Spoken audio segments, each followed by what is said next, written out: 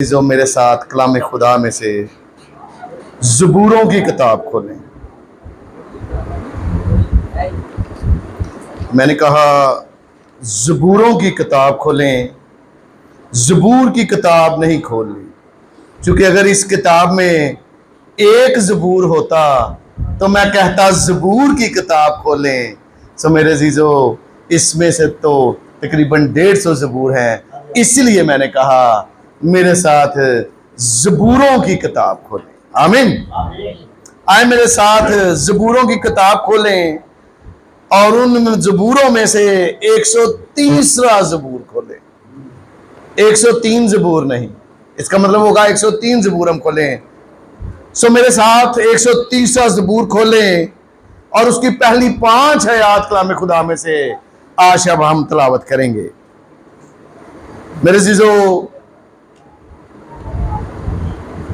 कलाम खुदा में 130वें ज़बूर की पहली आयत से यूं लिखा है, ऐ मेरी जान खुदावंद को मुबारक है और जो कुछ मुझ में है उसके कदूस नाम को मुबारक कहे। ऐ मेरी जान खुदावंद को मुबारक है और उसकी किसी भी नेमत को फरामोश ना कर। वो तेरी सारी बदकारी को बख्शता है, वो तुझे तमाम बीमारियों से शिफा देता है, वो तेरी जान हलाकत से बचाता है, वो तेरे सर पर शफकत व रहमत का ताज रखता है और वो तुझे उम्र भर अच्छी से अच्छी चीजों से आसूदा करता है। तू उकाब की मानद असर नौ जवान होता है। खुदावन के जिंदा पाक कलाम का पढ़ा, सुना, समझा और कबूल किया जाना हम सबों के लिए बाइस बरकत। आमीन। जितनी खूबसूरत आयत मैंने पढ़ी है, आपको तो झूम उठना चाहिए और जोर से कहना चाहिए आमीन, हालेलुया। कौन कह रहा है ये? आमीन। अभी दाऊद नबी जो है वो अपना कुछ तजर्बा बयान कर रहा है। दाऊद मेरे अजीजों गहरी पहचान वाला शख्स था। ये वो शख्स है जो प्रस्तिश करने में माहिर तरीन शख्स था। ये वो शख्स है जो इबादत करने में माहिर तरीन शख्स था और ये वो शख्स है जो ईमान का एक सूरमा था। आमीन। और ये सभी चीजें इसे मिली किस तरह से? प्रस्तिश करने से, बंदगी करने से, इबादत करने से, खुदा के साथ लिपटे रहने से। आमीन। सो आज शाम मैं आप सबों के सामने इबादत करने का तरीका बयान करने लगा हूं। हालेलुया। आज शाम मैं आप सबों के सामने बयान करने लगा हूं कि हमें किस तरह से बंदगी करनी है, हमें किस तरह से इबादत करनी है, हमें किस तरह से अपने खुदावंद के हुजूर झुकना है, हमें किस तरह से उसके साथ लिपटे रहना है। तो इस बात के लिए मुझे दाऊद से बेहतर एग्जाम्पल कोई नहीं मिली। तो इसलिए मैं दाऊद की मिसाल आप सबों के सामने रखना चाहता हूं। मेरे चीजों, मैं और आप तो कहते ही हैं उस दौर से आज तक कहते आ रहे हैं कि दाऊद एक कमाल का परस्तार था। मेरे अजीजों, खुद यहोवा पाक खुदा ने भी इसके बारे में गवाही दी है। कमाल का 13वां बाब और 22वें आयत में मेरे अजीजों खुदावंद ने कहा है, मुझे, आमीन, मुझे एक शख्स यसी का बेटा दाऊद, आमीन, मुझे एक शख्स यसी का बेटा दाऊद मेरे दिल के मुआफिक मिल गया है, मेरी सोचों और मेरे ख्यालों के मुताबिक मिल गया है। मैं हमेशा से तलाश में था, मैं हमेशा से तलाश में हूं, मैं हमेशा से तलाश में रहूंगा, क्योंकि लिखा है खुदा खुदा सच्चे परस्तार ढूंढता है। आमीन। मेरे जिलो यूहन्ना का 4 बाब और 23वें आयत में लिखा है, सच्चे परस्तार बाप की प्रस्तिश रूह और सच्चाई से करेंगे। क्यों? क्योंकि बाप अपने लिए, आमीन, बाप अपने लिए ऐसे ही परस्तार ढूंढता है जो रूह और सच्चाई से उसकी प्रस्तुति करते हैं। आमीन। जो रूह और सच्चाई से उसकी बंदगी करते हैं, जो रूह और सच्चाई से उसकी इबादत करते हैं, तो कहता है मेरे खुदा बाप हमेशा ढूंढता है, और जब मिल गया तो अल्लानिया आज तक लिख के दे दिया, मुझे एक शख्स यसी का बेटा दाऊद मेरे दिल के मुआफिक मिल गया है, वही मेरी मर्जी को पूरा करेगा। आमीन। ये उस शख्स के बारे में ख्याल था। किसके बारे में? जो खुदावंद के दिल के मुआफिक था, जो यहोवा के सोच और ख्यालों के मुआफिक था, जो यहोवा की मर्जी के मुआफिक था। आज कौन कौन चाहता है मेरे बारे में यहोवा पाक खुदा कहे, मेरे बारे में यहोवा पाक खुदा कहे कि मुझे मेरी दिल के मुआफिक मिल गया। हालेलुया। दाऊद की जगह पर आज मेरा और आपका नाम भी हो सकता है। हालेलुया। दाऊद की जगह पर आज मेरा और आपका नाम भी हो सकता है। करना क्या है? जिस तरह दाऊद इबादत करता था उस तरह से इबादत करनी है। हालेलुया। और इबादत करने का वो तरीका बयान कर रहा है।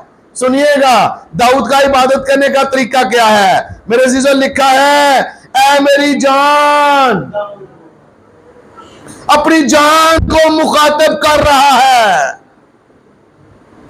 जान चांदी की वो डोरी है जिसके साथ बदन भी बंधा हुआ है, जिसके साथ रूह भी बंधी हुई है। मेरे अजीजों, जान जो है वो चांदी की डोरी है। वाइज की किताब में लिखा है मेरे अजीजों, और जब चश्मे का घड़ा फोड़ा जाएगा तो इसके बारे में लिखा चांदी की डोरी तोड़ी जाएगी। आमीन। तो ये जो चांदी की डोरी है जिसके एक सिरे के साथ रूह बंधी है, एक सिरे के साथ मेरी अजीजों बदन बंधा हुआ है। सो जिस तरफ जान जाएगी, जिस तरफ जान जाएगी बदन भी उस तरफ जाएगा, जिस तरफ जान जाएगी रूह भी उसी तरफ जाएगी। हालेलुया। इसीलिए दाऊद कहता है, ऐ मेरी जान खुदावंद को मुबारक है। इंतहाई गहरी पहचान वाला शख्स था ये। इसे पता था जान क्या है, इसे पता था जिस तरफ जान जाएगी बदन भी उस तरफ जाएगा, इसे पता था जिस तरफ जान जाएगी रूह भी इसी तरफ जाएगी। इसलिए ये कहता है, ऐ मेरी जान खुदावंद को मुबारक, यहोवा को मुबारक है, और जो कुछ, हालेलुया, और जो कुछ मुझ में है, अपने बदन को मुखातिब कर रहा है, अपने खानदान को मुखातिब कर रहा है, अपने घराने को मुखातिब कर रहा है, अपने अजीजों कारब को मुखातिब कर रहा है। कहता है मेरी जान भी मुबारक कहे, और जो कुछ मुझ में है वो भी, हालेलुया, उसके कदूस नाम को मुबारक कहे। हालेलुया। कोई भी पीछे ना रहे। इस बदन पे बात ले तो कहता है, ऐ मेरी जान तू भी खुदावंद को मुबारक है, ऐ मेरी आंखों तुम भी मुबारक कहो, ऐ मेरे बदन के रोम रोम, ऐ मेरे बदन के हर एक सेल खुदावंद को मुबारक कहे। आमीन। और इसका दूसरा माना है हर वो शख्स जिसका ताल्लुक मुझसे है।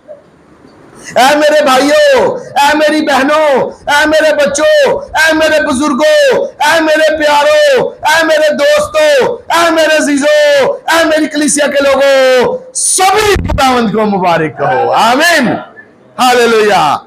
लिखा है मुबारक कहना क्यों है।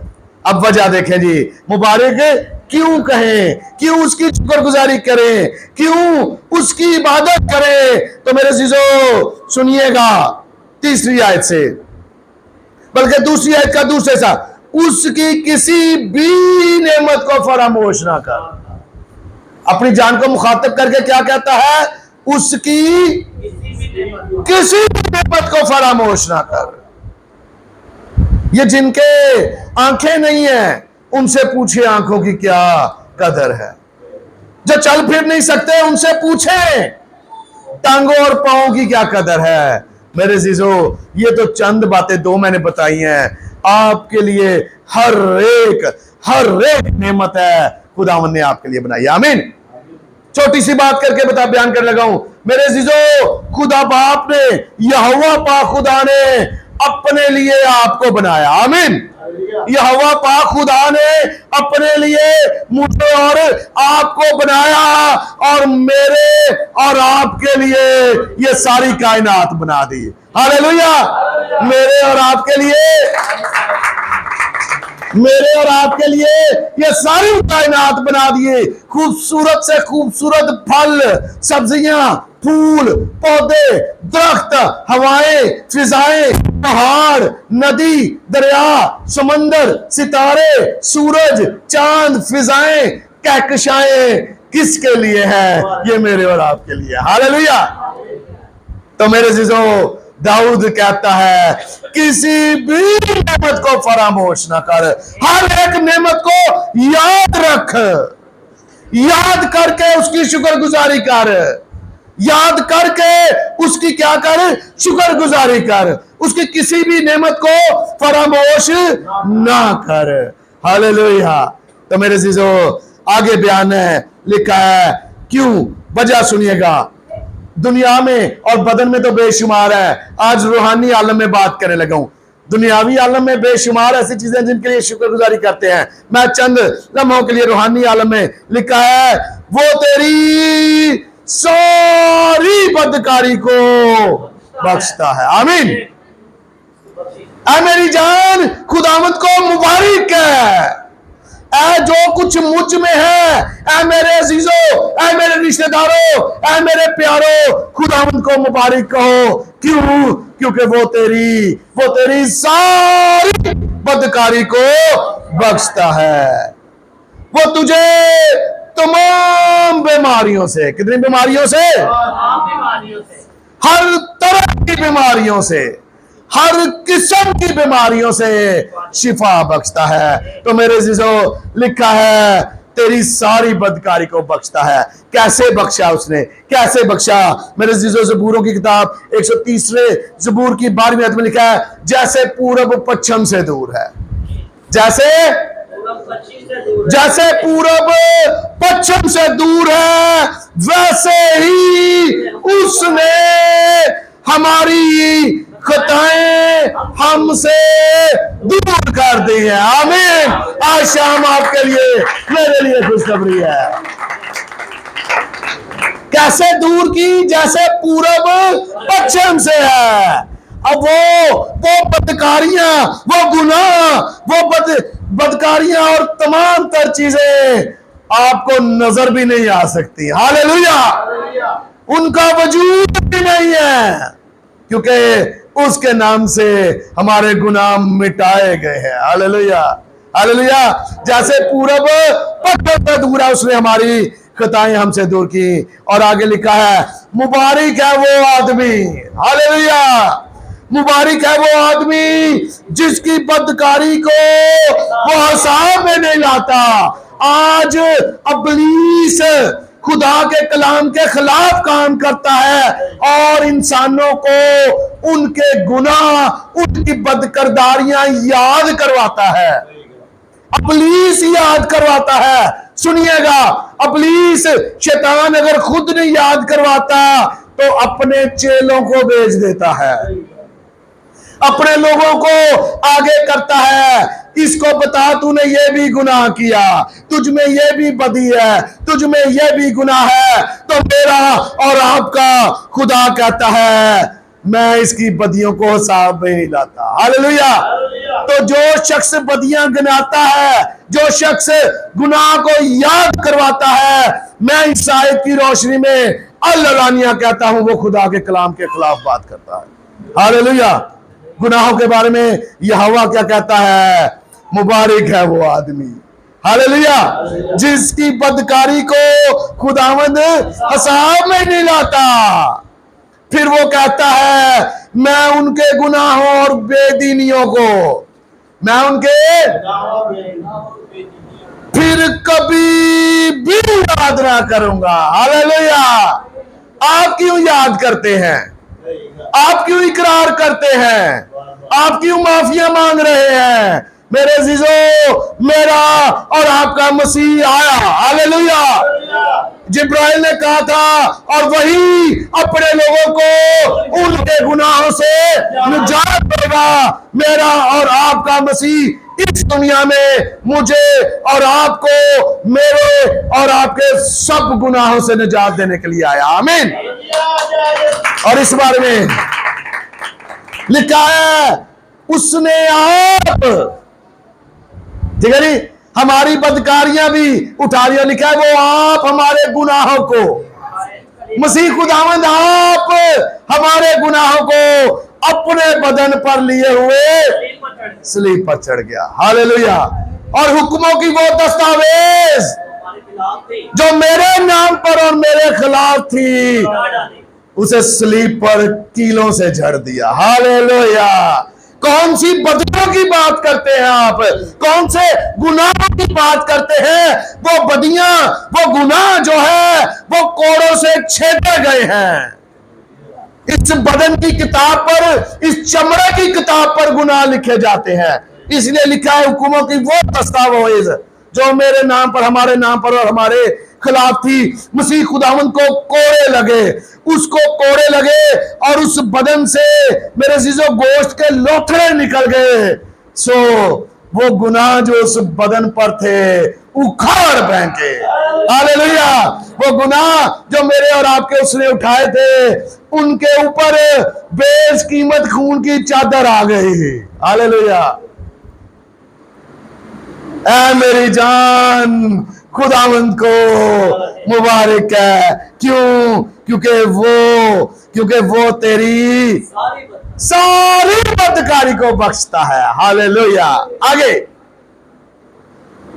वो तुझे कितनी बीमारियों से, आप पढ़ेंगे, वो तुझे तमाम बीमारियों से शिफा देता है। असल मतन में और अच्छा तर्जमा करूं, वो तुझे हर किस्म की बीमारी से शिफा देता है। हालेलुया। लाइलाज बीमारियों से भी, जन्म की बीमारियों से भी। लोगों ने कहा जन्म का अंधा देख नहीं सकता, मेरे और आपके मसीह ने उसे आंखें दिखाकर देकर दिखा दिया। आमीन। लोग कहते हैं जन्म का लंगड़ा चल नहीं सकता, मेरे और आपके मसीह ने चलाकर दिखा दिया। और लोग कहते हैं 3 दिन के बाद मुर्दा जिंदा नहीं हो सकता, मेरे और आपके मसीह ने 4वें दिन लाजर को जिंदा करके दिखा दिया। हालेलुया। हालेलुया। वो तुझे तमाम बीमारियों से, हर किस्म की बीमारियों से, यहां तक के तुझे मौत से भी शिफा देता है। हालेलुया। आमीन। 2 बरकतें हो गई। शुक्र क्यों करना है? शुक्र क्यों करना है? उसका शुक्र क्यों करना है? उसे मुबारक क्यों कहना है? उसकी प्रशंसा क्यों करनी है? उसकी इबादत क्यों करनी है? क्यों? क्योंकि वो हमारी सारी बदकारियों को बख्शता है। क्यों? क्योंकि वो हमें हर तरह की बीमारी से शिफा। ये शैतान कहता है ये लाइलाज है, ये लाज वाली है, ये लाइलाज है, ये ऐसे ही है। आपके सामने यहां पर कई एक आए। वो भाई सलीम की बेटी आई जिस दिन यहां पे बैठी थी 1 हफ्ते, उन्होंने मुझे घर बुलाया और उन्होंने कहा वो कहते ने यदि मोहलत पूरी हो गई है। क्या कहते हैं? मैंने कहा मैं लिख देता हूं, इसे कुछ नहीं होगा। आज तक वो बच्ची भी जिंदा है। हालेलुया। मेरी एक और बहन साइमा आई थी कुछ अर्सा पहले, उसे भी कहा तेरी मोहलत पूरी हो गई है। मैंने कहा तेनू कुछ भी नहीं होना, बस खुदावंद दी बात। वो भी आज तक जिंदा है। हालेलुया।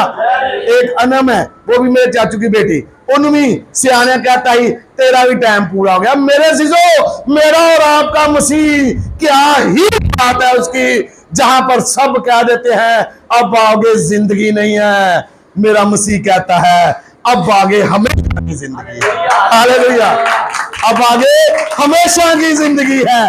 अब तू मेरे साथ रहेगा, तू आज ही मेरे साथ फिरदौस में होगा। हालेलुया। दुनिया के लिहाज से तू सलीब पर मर रहा है, दुनिया के लिहाज से तू मर जाएगा, लेकिन हकीकत में तू आज ही हमेशा की जिंदगी पा जाएगा। हालेलुया। तो मेरे जीजो, आगे लिखा है वो तेरी जान को हलाकत से बचाता है। अभी डाकू की बात कर रहा था, हलाक होने जा रहा है, मसीह पर ईमान ले आया है, अब अब्दुल अब्बास जिंदा रहेगा।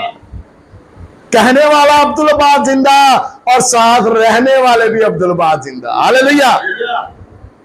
तीसरी बरकत है वो तेरी जान को हलाकत से बचाता है। और आगे सुनिएगा, वो तेरे सर पर, हालेलुया, वो तेरे सर पर शफकत और रहमत का ताज रखता है। ऐ मेरी जान, खुदावंद को मुबारक है, और जो कुछ मुझ में है उसके कदूस नाम को मुबारक कहे। क्यों? क्योंकि वो मुझ पर क्या करता है? शफकत और रहमत का ताज रखता है। नहीं यकीन आता तो यूसुफ के बारे में पढ़कर देख ले। गुलाम बनकर जाता है, आमीन, बिक कर जाता है। मेरा और आपका बाप उसी मिस्र का उसे बादशाह बना देता है, उसके सर पर शफकत का ताज रख देता है। हालेलुया। आगे जी, वो तुझे उम्र भर, कब तक जी? कितनी देर जी? वो तुझे उम्र भर अच्छी अच्छी चीजों से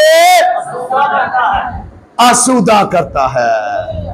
तेनू रुझा छड़ दे। हालेलुया। तू कहता है बस बस और नहीं। हालेलुया। और कब तक? उम्र भर। तो मेरे से तो फिर तो शिकायत किस टाइम करनी है ने जी? बताएं जी, शिकायत किस बात के लिए करनी है?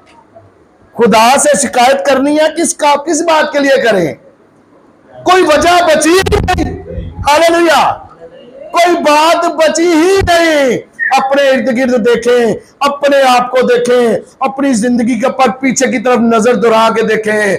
आज तक बेशुमार बीमारियां आपके बदन में आई, ऐसी कई बीमारियां आई, आपको डॉक्टरों ने कह दिया इसका इलाज नहीं हो सकता, और मसीह के खून के वसीले से आप सभी जिंदा हैं। आमीन।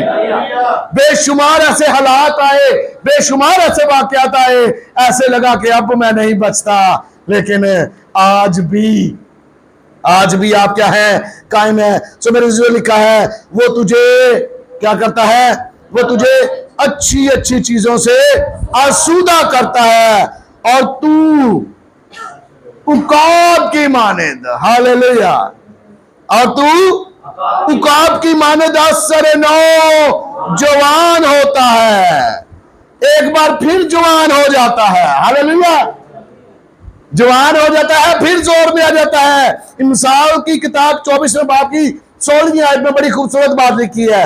लिखा है साधक 7 बार गिरता है, साधक 7 बार गिरता है और फिर उठ खड़ा होता है, लेकिन शरीर बला में गिरकर पड़ा ही रहता है। मैं इस आयत को थोड़ा सा आसान करने लगा हूं। लिखा है साधक 7 बार गिरता है। 7 का मतलब कामलियत का है, सारी बार।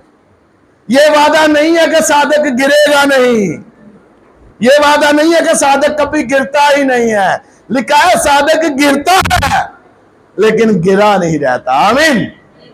जब भी गिरेगा मैं उसे उठा खड़ा करूंगा। 7 तारीख नहीं, ये 1 2 3 4 5 6 7 नहीं। खुदा का खादिम होते हुए आसान करने लगा हूं। खास साधक अपनी जिंदगी में जितनी दफा मर्जी भी गिरेगा, खुदा उसे उठा खड़ा करेगा। और कैसे उठा खड़ा करेगा, तस्वीर दिखाने लगा हूं, खुदा कैसे उठा खड़ा करेगा। एक दफा का बयान है, बात है, मसीह खुदावंद पानी पर चल रहे हैं। आमीन। पतरस देखता है यीशु मसीह पानी पर चल रहा है, नामुमकिन काम कर रहा है, कहता है मैं भी आऊं। यीशु कहता है आजा।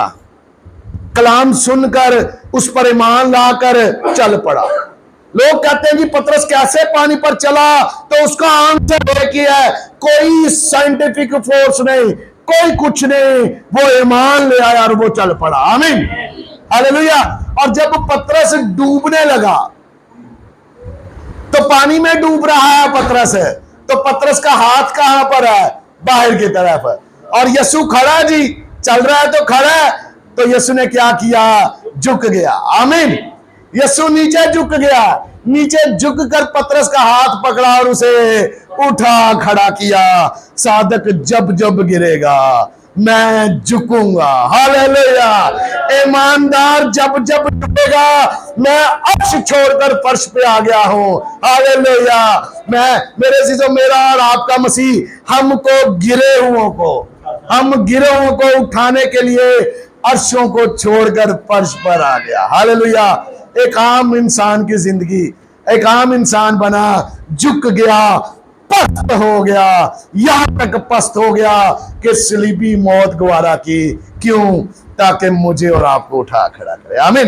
साधक जब जब भी गिरेगा वो उसे उठा खड़ा करेगा। तो अकाब की मानद असर न होगा। जब अकाब बूढ़ा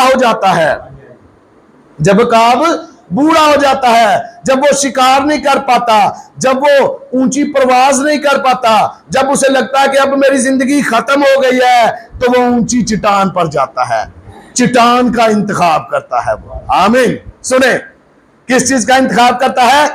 चट्टान का इंतखाब करता है। आज मेरे और आपके लिए चट्टान मसीह है। हालेलुया। मसीह का इंतखाब करे वो शख्स, वो अकाब जो चट्टान का इंतखाब करेगा, जो मसीह का इंतखाब करेगा, वो सर नौजवान होगा। फिर वो चट्टान पर जाता है, पहले अपने पर नोचता है। हालेलुया। फिर अपने पंजों को नोच देता है, अपनी चोंच भी तोड़ देता है। एक अरसे के बाद सब कुछ नया हो जाता है। मैं उसे अकाब की मानद असर जवान हो जाता है। यही हकीकत का आपके लिए। हालेलुया। अगर आप आज अपनी जिंदगी में बोझलपन महसूस कर रहे हैं, अगर आप अपनी जिंदगी में महसूस कर रहे हैं कि शायद अब हालात बड़े मुश्किल हो गए हैं, अब जीना मुश्किल हो गया है, अब मैं नहीं बच सकता, अब तमाम वाकयात, तमाम हालात मेरे खिलाफ हैं, तो आज मेरे पास आपके लिए खुशखबरी है। वो क्या करेगा? उकाब की मानद असर नौ मुझे और आपको जवान करेगा। आमीन। और गिरोहों को उठा खड़े करेगा। खुदावंद आज के कलाम के वसीला से हम सबों को बड़ी कसरत की बरकत दे। खुदावंद आपके साथ।